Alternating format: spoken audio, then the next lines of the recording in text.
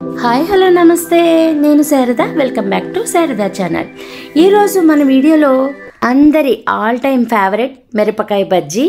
లైట్గానే కారం ఉంటూ, మిరపకాయ బజ్జీ అంటేనే కొంచెం కారం ఉండాలండి, కొంచెం స్పైసీనెస్ ఉండాలి. మరీ చప్పగా ఉంటే బాగోదు. కొంచెం స్పైసీతో పుల్ల పుల్లగా, కారం కారంగా, ఉప్పు ఉప్పుగా, ఎంత టేస్ట్గా ఎలా చేసుకోవాలో మొత్తం నేను ఈ వీడియోలో పెట్టాను. నూనె కూడా లాగకుండా చేసుకోవచ్చు అనమాట. అలా ఎలా చేశానో ఏంటో నేను మొత్తం ఈ వీడియోలో పెట్టాను అనమాట.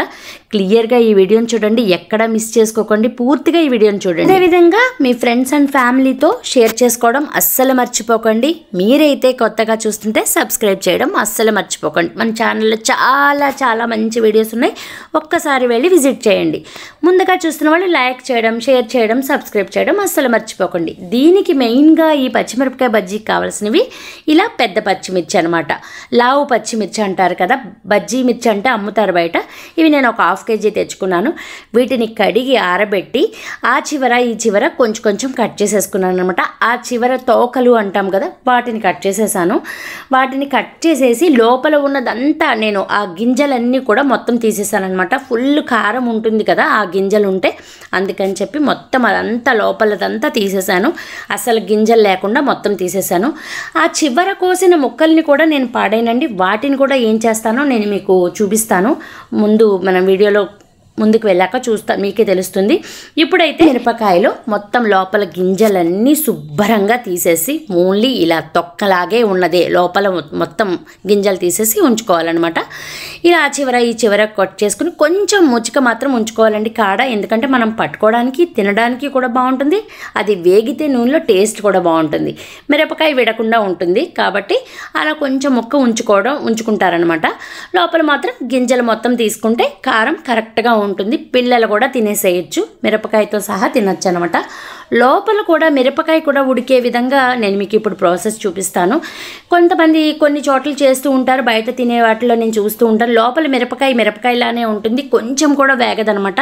ఓన్లీ పైన బజ్జీని తింటున్నట్టే, పైన శనగపిండి తింటున్న ఫీలింగే కలుగుతుంది. అలా కాకుండా మొత్తం బజ్జీ కూడా వేగి దాన్ని కూడా తినేలాగా చెప్తానమాట. ఇప్పుడు నేను దీంట్లో కావాల్సినవి మనం కొంచెం చింతపండు, కొంచెం ధనియాలు, కొంచెం నువ్వులు, కొంచెం వాము, ఇలా ఇవన్నీ తీసుకుని బేకింగ్ సోడా అండి, బేకింగ్ సోడా కావచ్చు, మామూలు సోడా అయినా పర్వాలేదు, ఆ సోడా ఇవన్నీ తీసుకుని నేను ముందుగా వీటినంతా మిక్సీ చేసుకుంటాను. మనం లోపల పేస్ట్ కోసం అనమాట. ఇదంతా మనం కారం రాకుండా పులుపు, ఉప్పు, కారం అన్నీ తగులుతూ ఉంటుందని చెప్పాను కదా, వాటి కోసం అనమాట. ఇవన్నీ చిన్న మిక్సీ జార్లో వేసుకుని కొంచెం వాటర్ వేసుకుని మిక్సీ చేసేసుకుంటాను. దీంట్లో కొంచెం సాల్ట్ కూడా వేసుకోవాలండి, సాల్ట్ కూడా వేసి మిక్సీ చేసుకోవాలి. ఇలా నేను మిక్సీ చేసుకుని కొంచెం వాటరీగానే ఉండాలి, ఎందుకంటే మనం పేస్ట్లా ఉంటే దాంట్లోకి పెట్టుకోవడానికి వీలుగా ఉంటుంది. మనం సాల్ట్ వేసుకుంటే కొంచెం టేస్ట్ బాగుంటుంది అనమాట. దానికి లోపల స్పైసీనెస్కి సాల్ట్ కూడా తగిలి బాగుంటుంది, ఉప్పుగా ఉంటుందని చెప్పాను కదా, అందుకని ఇదంతా నేను ఒక దాంట్లోకి తీసేసుకుని, మనం ఇందాక మొత్తం అన్ని పచ్చిమిరపకాయలన్నీ గింజలు తీసేసుకుని మొత్తం అంతా ఒక చోట పెట్టేసుకున్నాం కదండి. మొత్తం అన్నిటికీ గింజలు తీసేసుకొని పెట్టేసుకున్నాము. ఇది బయట వాన పడుతుంటే మనం చక్కగా లోపల వేసుకొని వేడివేడిగా తింటుంటే ఉంటుందండి. అసలు పచ్చిమిరపకాయ బజ్జీ అంటే ఇష్టం లేని వాళ్ళు ఎవరైనా ఉంటారా అనిపిస్తూ ఉంటుందండి. వీటిని చూస్తుంటేనే నోరు ఊరిపోతూ ఉంటుంది. బజ్జీల్ని వేడివేడిగా చూస్తున్నప్పుడే ఎవరికైనా తినేయాలనిపించేస్తుంది, అంతలా ఉంటుందన్నమాట. ఆంధ్ర తెలంగాణ ఎవరైనా కూడా ఈ బజ్జీలకి ఫిదా అవ్వాల్సిందేనండి. ఈ పచ్చిమిరపకాయ బజ్జీలకి ఎక్కడున్నా ఈ బజ్జీల బండిలు ఎక్కడున్నాయో చూసుకుని వెతుక్కుని తినకుండా ఉండలేము. ఒక జర్నీలో అవనివ్వండి, ఎక్కడికైనా వచ్చినా కానివ్వండి, ఇది బజ్జీలు మాత్రం మనం ఖచ్చితంగా వాటిని ఒక్కసారి టేస్ట్ చూసేయాలనిపిస్తూ ఉంటుంది. ఇలా మొత్తం ఈ పేస్ట్ చేసుకున్నదంతా మొత్తం ఈ బజ్జీల్లోకంతా ఇలా మొత్తం పైనుంచి కింద వరకు ఇలా చేసుకోవాలన్నమాట. మొత్తం లోపలంతా పెట్టేసుకోవాలి. ఇలా లోపల పెట్టుకున్నాక నేను శనగపిండి తీసుకున్నాను. మనం ఈ బజ్జీల ప్రాసెస్ మొత్తం అంతా ఈ పేస్ట్ లోపల పెట్టుకుని వాము, ఈ ధనియాలు ఇవన్నీ లోపల మిక్సీ చేసుకుని ఆ పేస్ట్ పెట్టుకున్నాకే శనగపిండి కలుపుకోవాలండి. అప్పటికప్పుడే శనగపిండి కలుపుకోవాలి. శనగపిండి మాత్రం ముందు కలుపుకొని ఉంచుకోకూడదు, నూనె లాగేస్తుంది. అందుకని మనం అన్నీ రెడీ చేసుకుని ఆయిల్ కూడా పెట్టేసుకుని అప్పుడు బజ్జీల్లో కావాల్సినవన్నీ పెట్టేసి అప్పుడు మనం ఈ బజ్జీలకి శనగపిండిని కలుపుకోవాలన్నమాట. నేనైతే కొంచెం బేకింగ్ సోడా, తినే సోడా 2 వేసాను. మీరు ఏది వీలుంటే అది వేసుకోండి. వాటరీగా ఇలా కొంచెం వాటర్ పోసుకుంటూ కొంచెం వాటర్ పోసుకుంటూ కలుపుకోవాలన్నమాట. మరీ జారుగా ఉండకూడదు, అలాగని మరీ గట్టిగాను ఉండకూడదు అనమాట.